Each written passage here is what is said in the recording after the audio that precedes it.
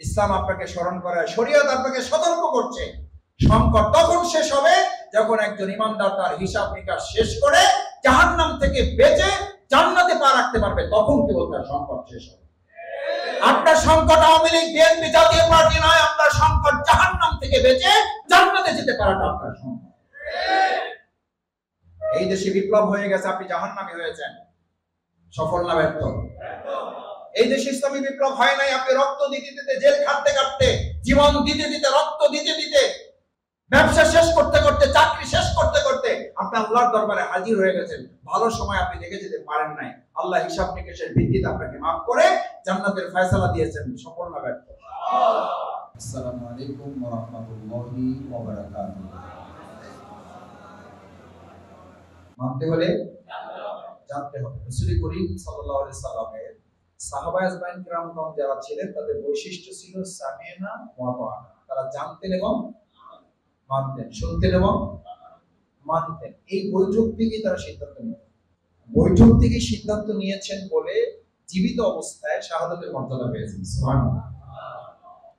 রাসূল সাল্লাল্লাহু আলাইহি সাল্লাম শাহাদাতের মর্যাদা বর্ণনা করেছেন, ত্যাগ কোরবানির মর্যাদা বর্ণনা করেছেন, রক্ত ঘাম এবং চোখের পানির মর্যাদা বর্ণনা করেছেন, শাহাদাতের মর্যাদা বর্ণনা করেছেন। শুনে সাহাবী হাত জেগে বলেন, ইয়া রাসূলুল্লাহ, আমি আর সময় নিতে চাই না, আমি এখান থেকেই সিদ্ধান্ত নিয়েছি আমি শহীদ হব এবং বিনা হিসাবে আমি জান্নাতে যাব। সুতরাং সামনের যে যুদ্ধ আছে সেই যুদ্ধের জন্য আমি প্রস্তুতি নিতে বাড়ি চলে যাচ্ছি। বাড়িতে গিয়েছেন, অসুস্থ হয়েছেন, ওই অবস্থায় বিছানায় ইন্তেকাল করেছেন।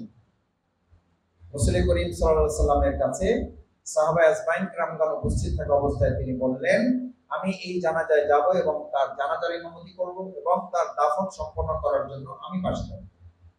সে জান্নাতি না জাহান্নামী? জান্নাতি। রাসূল করিম সাল্লাল্লাহু আলাইহি সাল্লাম কারো জানাজায় ইমামতি করবে না, সে জাহান্নামী হবে, এটা হবে? হবে।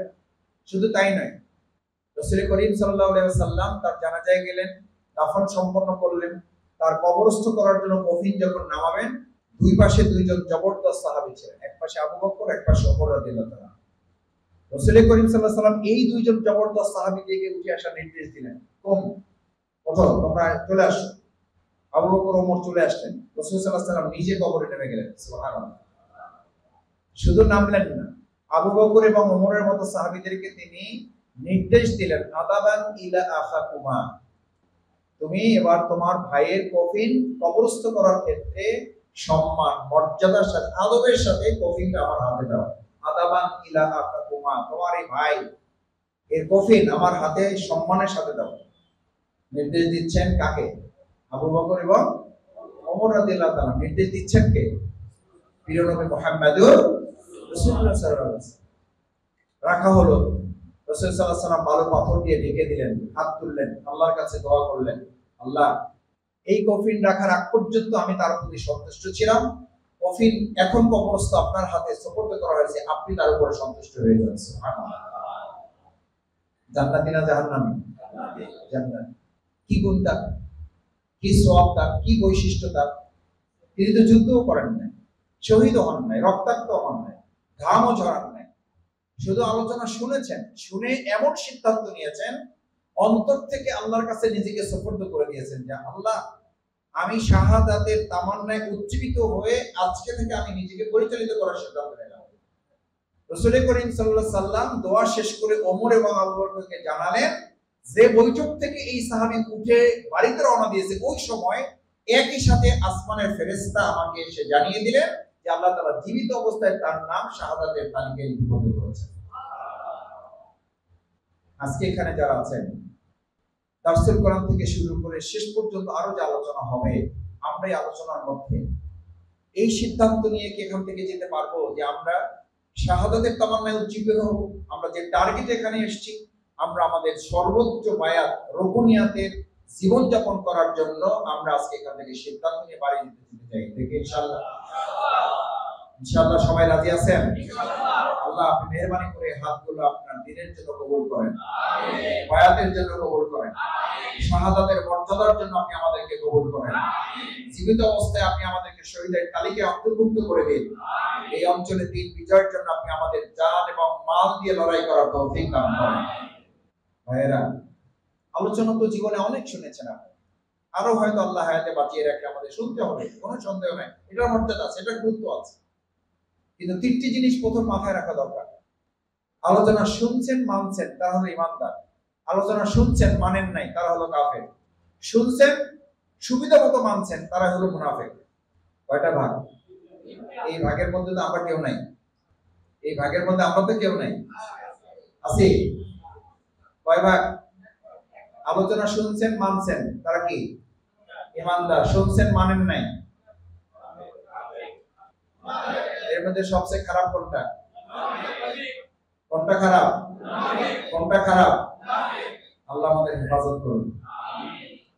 আমাদের কাতারে কাফের থাকার সম্ভাবনা নাই, আল্লাহ মাফ করুন আমাদের।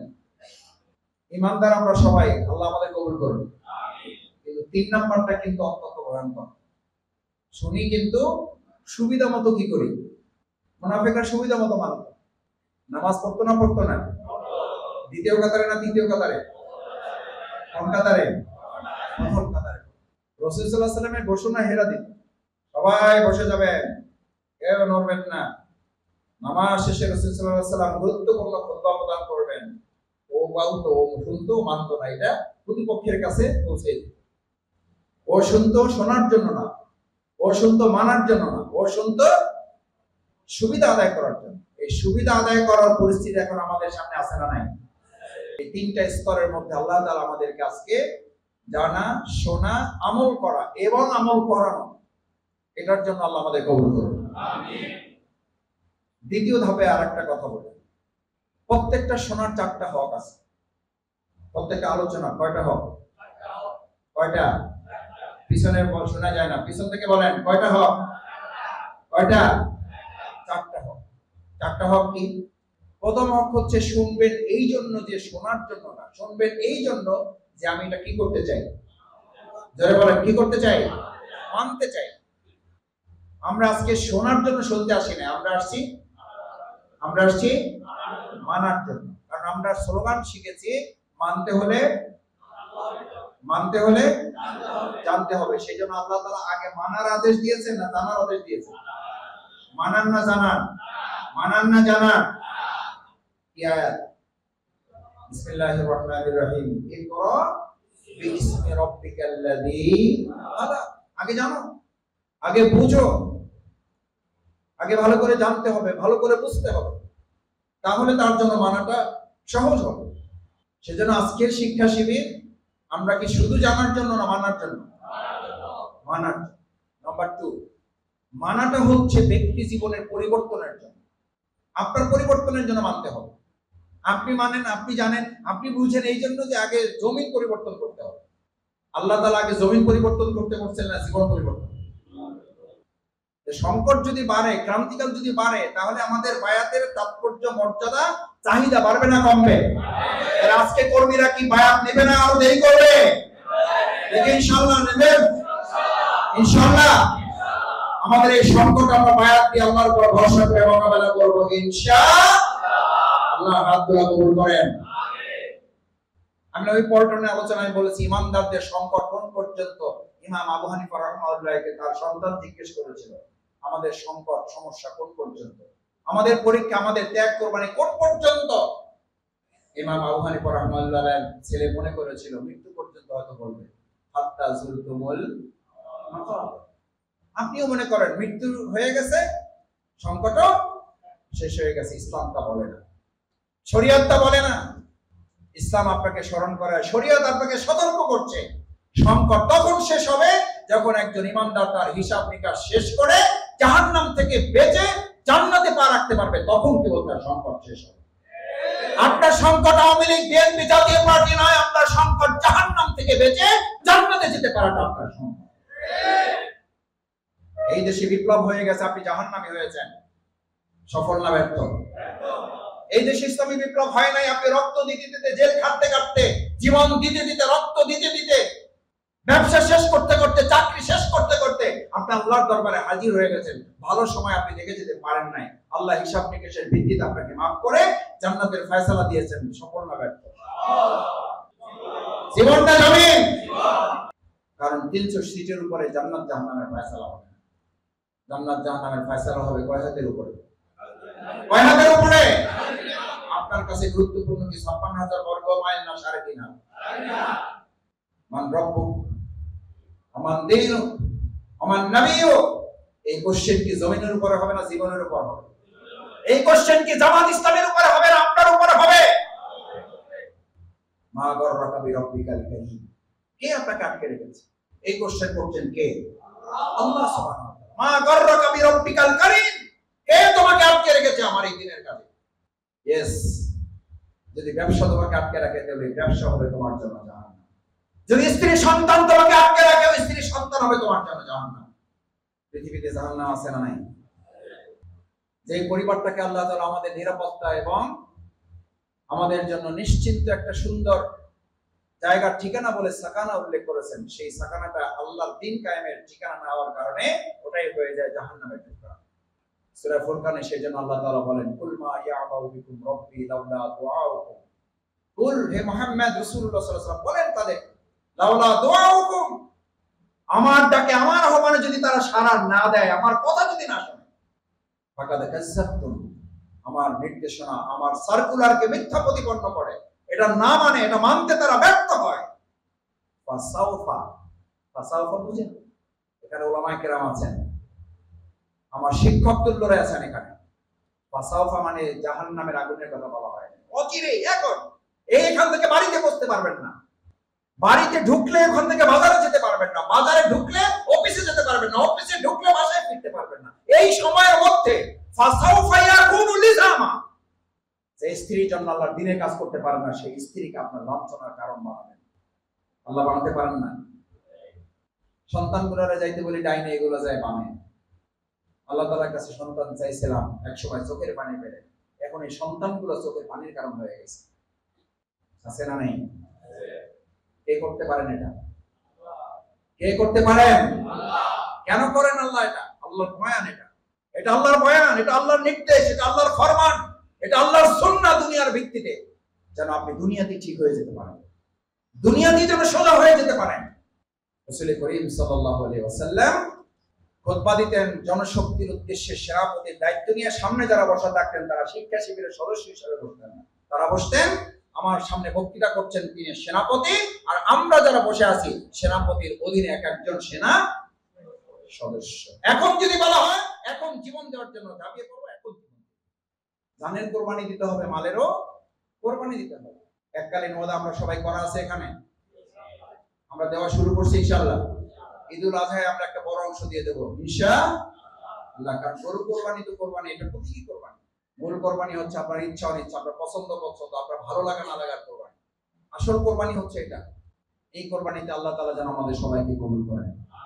সেজন্য চারটা কথা বলতে চাইছি। প্রথম হলো আমরা জানতে আসছি কিসের জন্য?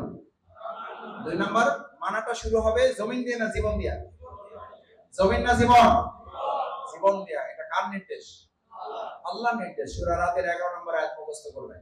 অনেকে সবাই মুখস্থ থাকার কথা। কত? কোন সূরা? আবার বলেন। সূরা রাতের 11 নম্বর আয়াত। ইন্নাল্লাহা লা ইউগাইয়িরু মা বিকাউমিন। সূরা রাত সূরা রাতের 11 নম্বর আয়াত। লা ইউগাইয়িরু মা বিকাউমিন, জাতির পরিবর্তন হবে না। হাত্তা ইউগাইয়িরু মা বিআনফুসিহিম, যতক্ষণ পর্যন্ত জীবনের পরিবর্তন না হবে। তার মানে এই ফয়সালা কার? তাহলে জমিন পরিবর্তনের জন্য আগে কি পরিবর্তন? তাহলে আবার বলেন, আগে জীবন না জমিন? জীবন না জমিন? জীবন না জমিন? আল্লাহ আমাদের জীবন পরিবর্তনের তৌফিক দান করুন। সম্মানিত ভাইরা, 3 নাম্বার আমাদের শোনাটা হচ্ছে আমরা শুনবো, জানবো, মানবো, জীবন পরিবর্তন করব এবং আমরা জমিন পরিবর্তনে ভূমিকা রাখবো। কি পরিবর্তন? জমিন পরিবর্তনের জন্যই আপনাকে আল্লাহ পৃথিবীতে পাঠিয়েছেন। আল্লাহ আমাদেরকে পাঠিয়েছেন ইবাদত এবং খেলাফত। পৃথিবীর 18,000 মাত্র কম বেশি যা আছে আল্লাহর ইবাদত করে না? তাহলে আপনার দরকার কেন? আপনার দরকার হলো কেন? আপনার দরকার হলো এই জন্য যে আল্লাহ তাআলা বলে দিলেন আমি তোমাকে পাঠাচ্ছি এই জন্য যে তুমি ইবাদত করবা, খেলাফতের দায়িত্ব তুমি পালন করবে। খেলাফতের দায়িত্ব তো এটা যে আপনি জমিন পরিবর্তন করবেন, আর জমিন পরিবর্তনের অংশ হিসেবে আগে আপনি জীবন পরিবর্তন করবেন। এই কারণে আল্লাহ তাআলা আপনার জমিন পরিবর্তনের জন্য আপনার জীবনে কোরবানির প্রয়োজনীয়তা যুগে যুগে রাসূল করিম সাল্লাল্লাহু আলাইহি ওয়াসাল্লামের সময় এসেছে। সমস্ত নবী রাসূল সাল্লাল্লাহু আলাইহি ওয়াসাল্লাম ত্যাগ এবং কুরবানির নজরানা পেশ করেছেন। সমস্ত সালফে সালেহগণ ত্যাগ এবং কুরবানির নজরানা পেশ করেছেন। বাংলাদেশ জামাত ইসলামী ইসলামী ছাত্র শিবির ত্যাগ এবং কুরবানির নজরানা পেশ করেছে। আল্লাহ তাআলা আমাদের এই সমস্ত ত্যাগ এবং কুরবানিগুলো কবুল মঞ্জুর করুন। সম্মানিত ভাইয়েরা, ত্যাগ এবং কুরবানির ক্ষেত্রে এই জীবন পরিবর্তনের পর চতুর্থ নাম্বার হচ্ছে এই সব পরিবর্তনে মানার জন্য, জানার জন্য, নিজের পরিবর্তনের জন্য, জমিন পরিবর্তনের জন্য চতুর্থ নাম্বার হচ্ছে ত্যাগ এবং কুরবানির নজরানা পেশ করতে হবে। ত্যাগ এবং কুরবানির নজরানা পেশ করতে হবে। আপনি একটা জমিনে ফসল ফলাবেন, সেই জমিনে পানি দিতে হয় না হয় না, ওষুধ দিতে হয় না হয় না, হয় সার দিতে হয় না হয় না। কয়টা বললাম? কয়টা বললাম? বলেন। পানি, ওষুধ, সার। ওইটা হলো ওই জমিনে ফসলের জন্য। আর আল্লাহর এই জমিন ইসলামী বিপ্লবের জন্য উপযুক্ত করতে হলো আপনার জীবনে তিনটা কোরবানি লাগবে। কয়টা? কয়টা? কি কি লাগবে বলেন? ওখানে পানি লাগছে, ওষুধ লাগছে, সার লাগছে। আর আপনার থেকে কি কি দিবেন বলেন? জানমাল কি দিবেন? মাল জান দিবেন। এই মাল জানের তিনটা প্রতীকী শব্দ রাসূল সাল্লাল্লাহু আলাইহি ওয়াসাল্লাম ব্যবহার করেছেন। একজন ইমানদার সর্বপ্রথম কোরবানির অংশ হিসাবে আগে পেশ করতে হবে চোখের পানি। আল্লাহর সাথে সম্পর্ক। জমিনে কি দেওয়া লাগে? আগে কি দেওয়া লাগে? পানি দেওয়া লাগে। এই জন্য আল্লামা ইকবাল বলতেন, একজন ইমানদারের কোরবানি শুরু হবে রহবানাল লাইল ফুরসানান নাহার। সে যদি আল্লাহ সৈনিক হতে চায়, আগে আল্লাহর দরবেশ হইতে হবে। আল্লাহর দরবেশ হওয়া ছাড়া সৈনিক হইতে, তাহলে সৈনিকগিরির জন্য দরবেশগিরি। দেখেন কি গিরি? সৈনিকগিরির জন্য আপনি যে আল্লাহর কাজ করবেন, সেই আল্লাহ যদি আপনাকে এই কাজের জন্য কবুল না করেন, আপনি কাজ করে খুব একটা লাভ হবে না। প্রথম চোখের পানির জন্য আল্লাহর কাছে নিজেকে সাপোর্ট করতে হবে। প্রতি রাতে চেষ্টা করতে হবে আল্লাহর কাছে জায়নামাজে চোখের পানিতে নিজেকে সিক্ত করা। তাহলে আল্লাহ তাআলা দুনিয়ার কাজটা আপনার জন্য সহজ করে দেবেন। সুবহানাল্লাহ। কে সহজ করবেন? সহজ এবং কঠিন করার মালিক কে? সূরা লাইল 6 থেকে 11 নম্বর আয়াত। فَأَمَّا مَنْ أَعْطَى وَاتَّقَى وَصَدَّقَ بِالْحُسْنَى فَسَنُيَسِّرُهُ لِلْيُسْرَى। নিজেকে সুপর্দ করে দাও, নিজেকে দান করে দাও। فَأَمَّا مَنْ أَعْطَى, যে নিজেকে সুপর্দ করতে পেরেছে, ওয়াত্তাকা, আল্লাহকে ভয় করেছে, ওয়াসাদ্দাকা বিল হুসনা, আল্লাহর নীতিমালাটা মেনে চলেছে, ফাসানুয়াসসিরুহু লিল-ইউসরা, আমি আল্লাহ তার জন্য জীবনের সব কাজ সহজ করে দেব। সুবহানাল্লাহ। আল্লাহ যদি সহজ করে দেয়, বর্তমান নব্য ফেসিবাদ কেউ মাথা উঁচু করে দাঁড়াই আমাদেরকে কঠিন করতে পারবে না। তাহলে সহজ এবং কঠিন করার মালিক ডিসি সাহেব, সহজ এবং কঠিন করার মালিক এসপি সাহেব, সহজ এবং কঠিন করার মালিক উপদেষ্টা মহোদয়, সহজ এবং কঠিন করার মালিক প্রধান উপদেষ্টা, সহজ এবং কঠিন করার মালিক পার্শ্ববর্তী করে রাষ্ট্র, সহজ এবং কঠিন করার মালিক কে? ফাসানুয়াসসিরুহু লিল-ইউসরা। উনি সহজ করার কথা বলেছেন। ওয়া আম্মা মান বাখিলা, চোখের পানি দিবেন না, টাকা দিবেন না, জীবন দিবেন না, সময় দিবেন না, শ্রম দিবেন না, কোরবানি করবেন না, উম্মামা বাকিলা, কৃপণতা করবেন, বাকিল। এইজন্য আল্লাহ তাআলা 15 বছর আপনার আল্লাহর কাছে সাহায্য চাইছেন। আল্লাহ এমন একটা জমিন দেন যেখানে উন্মুক্ত ময়দানে আপনার দ্বীনের দাওয়াত আমরা দিতে পারবো। চাইছেন, পাইছেন। এখন যদি এটা হক আদায় না করেন, আল্লাহ আবার কেড়ে নেবেন। এটা আমরা 15 বছর চাইছি না চাই নাই? আল্লাহ দিছে না দেয় নাই? কাজে না লাগাইলে আল্লাহ আবার নিয়ে নিতে পারেন না? পারেন না? কাজে লাগাবো না লাগাবো না? দেখে ইনশাআল্লাহ লাগাবেন কাজে। দাওয়াতি কাজ, দাওয়াতি কাজ সকাল সন্ধ্যা ইনশাআল্লাহ, ইনশাআল্লাহ দাওয়াতি কাজে আমরা সময় দেব। কেন? দাওয়াতি কাজ না করলে ইলম এবং আমল দুটোই আল্লাহ তুলে নেয়। এটা শিক্ষা শিবিরের আরেকটা গুরুত্বপূর্ণ বয়ান, ভালো করে মাথায় রেখে। আমাকে অনেকেই জিজ্ঞেস করে, আর আমি জিজ্ঞেস করেছিলাম হযরত দেলোয়ার হোসেন সাইদি রাহিমাহুল্লাহ, আপনি এত সুন্দর করে কথা বলেন কি করে? সুন্দর করে কথা বলতে হলে সুন্দর করে কাজ করতে হবে। সুন্দর কথা আগে না, সুন্দর কাজ আগে। কাজ থেকে যে কথা বলে, তার কথাটা আল্লাহ তাআলা মানুষের অন্তরে সুন্দর করে পৌঁছায় দেয়। সুবহানাল্লাহ। বাড়ি যাই। আর এই একই কথা জিজ্ঞেস করেছিলাম প্রফেসর শহীদ গোলাম আজম রাহিমাহুল্লাহ, আপনি এত আকর্ষণীয় করে কথা বলেন কি করে? উনি বলতেন, যখন তুমি তোমার জীবনের অভিজ্ঞতা থেকে কথা বলবা, তখন আল্লাহ তাআলা ওটা মানুষের অন্তরে অভিজ্ঞতা এবং বরকতপূর্ণ করে পৌঁছায় দেয়। সুবহানাল্লাহ। একই কথা বলেছেন শহীদ হাসান আল বান্না রাহিমাহুল্লাহ, শহীদ সাইদ কুতুব রাহিমাহুল্লাহ। আপনারা তো আমাদের বক্তৃতা শুনেন। আর শহীদ ইমাম হাসান আল বান্না ইহুদি, খ্রিস্টান, নাসারা, ভিন্ন ধর্মাবলম্বী তাদের কফি, চায়ের দোকান এটা উদ্বোধন করার জন্য ইমাম হাসান আল বান্নাকে নিয়ে যেত। আর আমরা একটা টক শোতে বক্তৃতা করছি, আমাদের ইমান চলে গেছে। এটাতে আবার আমাদের ভাইরা সহমত পোষণ করে, ওদের মাসুদ ভাই ইমান তো আর নাই, শেষ। বাংলাদেশ জামাত ইসলামী তার চারিত্রিক মাধুর্যতা নিয়ে এই আধুনিক জাহিলিয়াতের সমস্ত চ্যালেঞ্জের মোকাবেলায় আমরা আমাদের চরিত্রকে মাথা উঁচু করে দাঁড় করাবো। তিনজন মেয়েদের মধ্যে আমাদের একটা ছবি দিয়ে জামাত ইসলামীকে শেষ করে দেবেন, ওই দিন শেষ, ওই দিন শেষ। আমরা এই আধুনিক জাহিলিয়াতের মাথা উঁচু করে ইসলামের রাজত্ব আমরা ঘোষণা করব ইনশাআল্লাহ। রাসূল সাল্লাল্লাহু আলাইহি ওয়াসাল্লাম ওকাজের মেলায় দাওয়াতি কাজ করতেন না করতেন? ওকাজের মেলায় পাশে গিয়ে দাঁড়িয়ে থাকতেন, টার্গেট করতেন। দাওয়াতি কাজের কত সুন্দর মাধুর্যতা ছিল। জিজ্ঞেস করতেন কই গেছিলাম, রাসূল সাল্লাল্লাহু আলাইহি ওয়াসাল্লাম এটা বলতেন, জিজ্ঞেস করতেন কোথায় গেছিলাম, বলছে যে সৃষ্টির সৌন্দর্য দেখার জন্য গিয়েছিলাম, আস্তাগফিরুল্লাহ, উলঙ্গ নারী দেখতে গিয়েছিলাম। তুমি যে রবের কথা বলো, তুমি যে খোদার কথা বলো, তুমি যে স্রষ্টার কথা বলো, সেই সৃষ্টির সৌন্দর্য দেখতে গিয়েছিলাম। কথা তো ঠিক আছে, কথা তো সহি কথা বলছে, বলে তোমার যে স্রষ্টার কথা বলো, সেই স্রষ্টার সৃষ্টির সৌন্দর্য দেখতে গিয়েছিলাম। খুব ভালো কথা, কেমন দেখলা সেই রকম। তাতে রাসূল সাল্লাল্লাহু আলাইহি ওয়াসাল্লাম এমন নষ্ট হয়ে গেছে। আস্তাগফিরুল্লাহ। রাসূল সাল্লাল্লাহু আলাইহি ওয়াসাল্লাম এবার তাকে পাল্টা যুক্তি দিলেন, তুমি যে ওকাজের মেলায় আমার পূর্ব মহান স্রষ্টার যে সৃষ্টি দেখে এসেছো, সেই সৃষ্টি যদি এত সুন্দর হয়, তাহলে আমার স্রষ্টা কত সুন্দর। যদি এই সৃষ্টি দেখা থেকে তুমি নিজেকে বিরত রাখতে পারো, তাহলে ওই স্রষ্টার সৌন্দর্য দেখার সুযোগ আল্লাহ তোমাকে করে দেবেন। সুবহানাল্লাহ। তাহলে আমারে পড়াই দেন কালেমাতে লা ইলাহা ইল্লাল্লাহ মুহাম্মাদুর রাসূল। তাহলে দাওয়াত খালি মসজিদে, ঘরে না, ওকাজের মেলায়? ওকাজের মেলায়ও দাওয়াত দিতে হবে। সম্মানিত ভাইয়েরা, সেজন্য যে কথাটি বলছিলাম যে আমাদের এই ত্যাগ এবং কোরবানির জন্য দ্বিতীয় হচ্ছে ঘাম ঝরাতে হবে। দাওয়াতি কাজ করবো ইনশাআল্লাহ আমরা, ইনশাআল্লাহ। প্রতি ঘরে ঘরে বিরোধী শক্তির কাছেও যাবে, প্রতিপক্ষের কাছেও যাবে, কারণ তারা তো কাল কিয়ামতের দিন আপনার ব্যাপারে এই নালিশ তো করতে পারে, এই অভিযোগ তো দায়ের করতে পারে না, পারে না?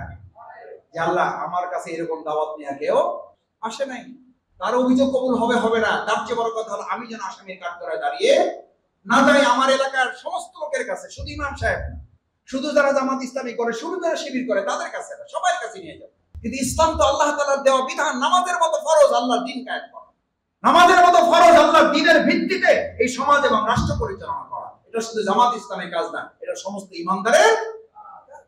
আপনার সাথে আমার ভিন্ন দ্বিমত থাকতে পারে, কিন্তু আল্লাহর বিধানের ভিত্তিতে সমাজ রাষ্ট্র পরিচালনা করা ইমানদার হিসেবে আমাদের প্রত্যেকের জন্য একটা দায়িত্ব। এই দাওয়াত তাদের কাছে আমাদের পৌঁছাইতে হবে না, হবে না? তাহলে প্রথম চোখের পানির কোরবানি, তারপরে কিসের ঘামের কোরবানি। যে ব্যক্তি আল্লাহর দ্বীনের এই দাওয়াত কাজ পরিচালনা করতে গিয়ে পাকে একবার ধুলামলিন করেছে, কয়বার? একবার ধুলামলিন করেছে, ধুলায় যুক্ত করেছে, আল্লাহ সুবহানাহু ওয়া তাআলা রাসূল সাল্লাল্লাহু আলাইহি ওয়াসাল্লামকে দিয়ে বলেন, আমি আমার ওই বান্দার পা জাহান্নামের আগুন থেকে হারাম করে দিলাম। হারাম করে দিলাম। পা হারাম হয়ে গেলে শরীর জাহান্নামে যাবে, তার মানে কি? আল্লাহ তাআলা তার ওই বান্দাকে জাহান্নাম থেকে হারাম করে দিয়েছে। সম্মানিত ভাইয়েরা, সেজন্য চোখের পানি দিলেন, শরীরে ঘাম দিলেন। এবার যদি প্রয়োজন হয় আল্লাহর দ্বীন কায়েমের জন্য আমরা আমাদের শরীরে রক্ত দিতেও কি থাকবো। রক্ত হলো কিসের মতো? আগে দিলাম পানি, তারপর দিলাম সার, এখন কি? রক্ত। রক্ত দিতে হয় কেন? ওষুধ ছিটাতে হয় কেন? ফসল কি থেকে রক্ষা করার জন্য? কীটনাশক। এই জন্য দেওয়া হয় কীটপতঙ্গ থেকে কি করার জন্য? ইসলামী আন্দোলনের এই জমিনে কীটপতঙ্গ আছে না নাই? কীটপতঙ্গের কাজ কি? ফসলে হামলা করা না আগাছায় হামলা করা? আপনারা মাঝে মধ্যে জিজ্ঞেস করেন, ভাই এরা তো কোনো অসুবিধা হয় না, সবাই আমাদেরকে টার্গেট করে, ঘুরাইয়া ফিরায় ব্যবহার আমাদেরকে করে, টার্গেটটাও আমাদেরকে করে। এটি নিয়ে আবার কেউ কেউ মন খারাপ করে, এটি আবার জানতে চায় আমার কাছে। আমি বললাম, ভাই জমি চাষটা টুকটাক করেন? কয় মাসে যে আগে করছে। বলে করছেন তো? হ্যাঁ করছে। তাহলে মনে করে দেখেন তো, ফসলও আছে আগাছাও আছে। আপনার ওই জমিতে পোকা পড়ছে, ফসলে না আগাছা, ফসলও সবুজ আগাছাও সবুজ, ফসলের রস আছে আগাছায় রস আছে। কিন্তু আল্লাহ তাআলার বিধান হচ্ছে এই পোকাটা ফসলে পড়বে না আগাছায় পড়বে, এই পোকাটা আঘাত করবে ফসলে না আগাছায়। আলহামদুলিল্লাহ, আলহামদুলিল্লাহ, আলহামদুলিল্লাহ। আল্লাহ সুবহানাহু ওয়া তাআলা বাংলাদেশ জামাত ইসলামী ইসলামী ছাত্র শিবিরকে এই জমিনের ৫৬,০০০ বর্গ মাইলের 18 কোটি মানুষের জন্য জামাত ইসলামী ছাত্র শিবিরকে ফসল হিসেবে চিহ্নিত করেছেন বলে যুগে যুগে সমস্ত কীট পতঙ্গগুলো জামাত ইসলামীকে টার্গেট করে আঘাত করে আমরা মাথা উঁচু করে এই ফসল জনগণের দরবারে পৌঁছে দেব ইনশাআল্লাহ। তাহলে মন খারাপ হয় কেন? ভাই ভাই খালি ঘুরে ফিরে আমাদের কি টার্গেট করে বুঝলাম না। তাকে তো আপনারই করবে, কারণ আপনি কি আগাছা হন, আপনারা কেউ দিক যে মানে ধরেও জেগে যাবেন। আর আপনি যদি ফসল হন আঘাতটা আপনাকে করবে, আসবেই। বরং আঘাত না আসা পর্যন্ত, আপনাকে আঘাত না করা পর্যন্ত প্রমাণিত হবে না আপনি আগাছা নাকি ফসল। সুতরাং ঈমানের দাবি হচ্ছে আল্লাহর বিধান, আলিফ লাম মিম আহসিবান নাস আইয়ুতরাকু আইয়াকুলু আমান্না ওয়া হুম লা ইফতানুন। তুমি নিজে নিজে মুখে মুখে ফসল ঘোষণা করবা, তোমার ফসল বানাই দেওয়া হবে, এটা হবে না। আমি প্রমাণ করে দেখব, আমি প্রমাণ করব। কীট পতঙ্গ তোমাকে আঘাত করবে, এরকম কীট পতঙ্গ আমাদের সমাজে আছে না নাই? এই কীট পতঙ্গ ফসলে আঘাত করছে না আমাদের উপর আঘাত আছে না নাই? ভবিষ্যতে আঘাত আসবে না আঘাত মোকাবেলা করে আমরা সামনে এগিয়ে যাবো কি যাবো না? আমরা ঘরে ফিরবো না ইনশাআল্লাহ। আল্লাহ রাব্বুল আলামিন আমাদের হাতগুলো দুনিয়ার ক্যামেরায় যদি বাদ পড়েও যায়, আর সে আজিমের ক্যামেরা থেকে আমাদের হাতগুলো যেন বাদ না পড়ে। আর সে আজিমের ক্যামেরায় হাতগুলো দেখে দেখে কাল কিয়ামতের দিন আমাদেরকে জাহান্নাম থেকে বাঁচিয়ে জান্নাতের জন্য কবুল করুন। সেই প্রত্যাশা ব্যক্ত করে আবারও যারা কষ্ট করে সকাল থেকে আজকের এই পবিত্র জুমাবার ব্যক্তিগত, পারিবারিক, সামাজিক অনেক কাজ ফেলে রেখে নিতান্ত আল্লাহ সন্তুষ্টির জন্য, নিজেকে গড়ার জন্য, নিজেকে পরিশুদ্ধ করে সফলতার মানদণ্ডে উত্তীর্ণ করার জন্য যারা আজকের এই শিক্ষা শিবিরে এসেছেন, যে সিদ্ধান্ত আপনারা নিয়েছেন, এই সিদ্ধান্ত অন্তর থেকে আল্লাহ সুবহানাহু ওয়া তাআলা দয়া করে কবুল করুন। আমিন। সুবহানাকাল্লাহুম্মা ওয়া বিহামদিকা আশহাদু আল্লা ইলাহা ইল্লা আনতা আস্তাগফিরুকা ওয়া আতুবু ইলাইক। আসসালামু আলাইকুম ওয়া রাহমাতুল্লাহি ওয়া বারাকাতুহু।